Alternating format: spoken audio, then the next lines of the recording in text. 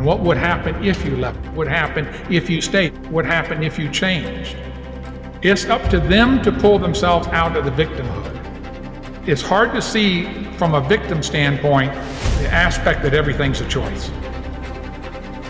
And I move ahead with everything's a choice. Existentialism, that it is a choice. And how you feel about it and what you do about it. Doesn't mean there aren't barriers around you. Doesn't mean the world doesn't want to guide you to a certain end point. But you are in the driver's seat of your life. There's power in knowing who you are. There's not much power in being a zombie and just walking through the world and saying, well, a lot of people do it is they do stuff and they say, I don't think that's it. They do something else. I don't think that's it. Well, what do you think it is? Don't work every vocation in the world, every spot in the world as a null set until you find out what it is. Make a declaration. The leader part is that they're able to bring out those characteristics in others, that consciousness in others. They don't do it by cajoling or by manipulation.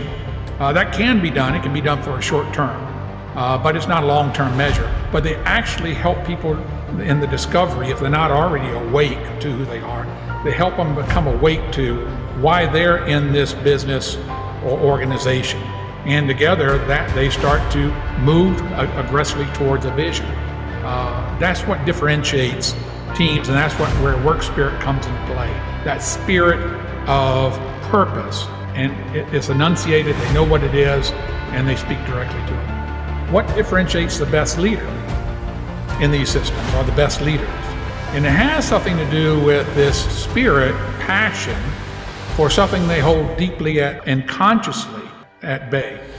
Who they are and why are they in the world becomes very important. Be appreciative that you've learned how to manage yourself, then move towards leading yourself. And leading yourself is understanding and starting to do the deep inquiry that you'll do for life.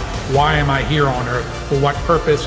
And then to establish a vision, probably as a 20-year-old, it's probably 25, 5 years out. Where do I want to be?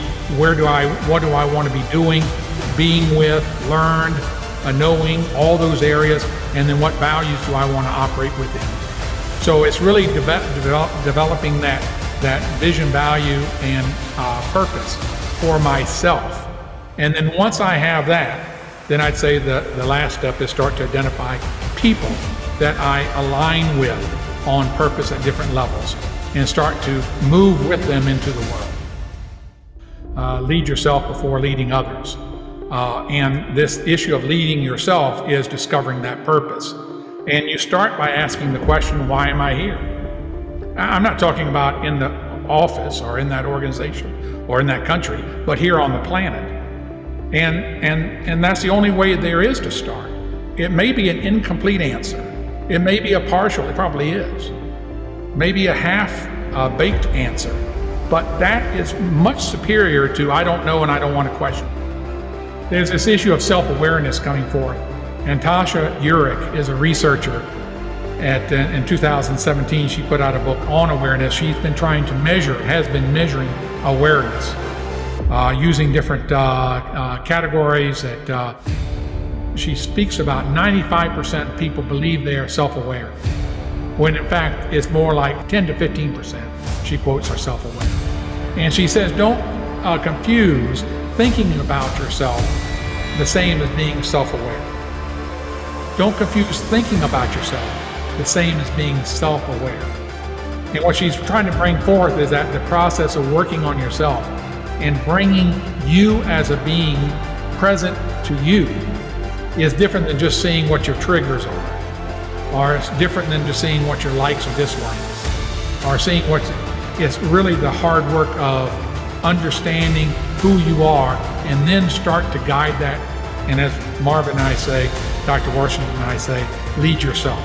Lead yourself before you try to lead somebody. So this issue it's about the team, but it's about me. It's about the team, it's about me. Gets conflicted. It's a prioritization that looks appealing to members because the lion is strong, asserts itself, roars, powerful, but never get confused who it's about. It's about that lion. Any publicity don't talk to me about what you did. Let's talk about what I did as a leader. If you took the leaders in the past, that would be a line leader would be something like MacArthur in the Pacific, General MacArthur. It's all about me. Most people can't name a general that was under MacArthur's command. But if you go to Eisenhower in World War II in the West, we know about Bradley, we know about Patton, we know about a bunch of them. Why? Because he was a leader of a wild dog pack, drawing together both the Brits and the Americans, all these different personalities to do what? A single focus: defeat Nazis. Yeah. Wild dogs are unique. That issue of we have a shared vision, and the vision, I don't trump the vision. It's not about me. It's about what we've set our collective mind to. And I'll do anything as your leader to make that happen with you. And perseverance, tenacity, I refuse to give up. But the issue about transformational change and making a leap in leadership is much different. It's really about now the heart, the passion, where am I going? And in that you can see the nature of leaders. And the problem with leaders, sometimes we get the ones that have been highlighted. There's many in our community that are the same. They're no different. We have the Mother Teresas, we have the Martin Luther Kings, we have those JFKs in our midst. They're not on the big scale or whatever else, or they may go unknown, but they're there. And what you'll see is that it comes from the heart that they may not be the most articulate or swift, or you may want to give them some pointers about how to be a better leader. But that their leading is not in question, and that they'll move to where they want to go is not in question. Back to Martin Luther King. Did he have the critical vote on the Civil Rights Bill? Did he make it happen? What was he, a senator? Was he president? Who was he? He was behind the LBJ and the signing of the document. Who was he? Who elected him? Nobody. He decided, I'm leading this thing. They didn't take a vote in the USA and say, who's going to lead civil rights within USA transformation? He says, I'm the person. And he found other people, Andy Young, people like that then he said, this is where we're going. And even though he had trip hazards along the way, that purpose, that drive towards that thing, and even when he went off script a little bit, he went off script in some areas that were black militant, and he regret and came back and said, that's not what I'm here for. When he was popular, he stayed the course. When he was unpopular in '68, talking about the Vietnam War, which a lot of people didn't want him to talk about. I thought we hired him for civil rights. What's he talking about? It all was the same to him. He was going to lead whether the spotlight was on him or not. It's important at any age in life to answer the question, why are you here and what are you about? And it's the essence of leadership.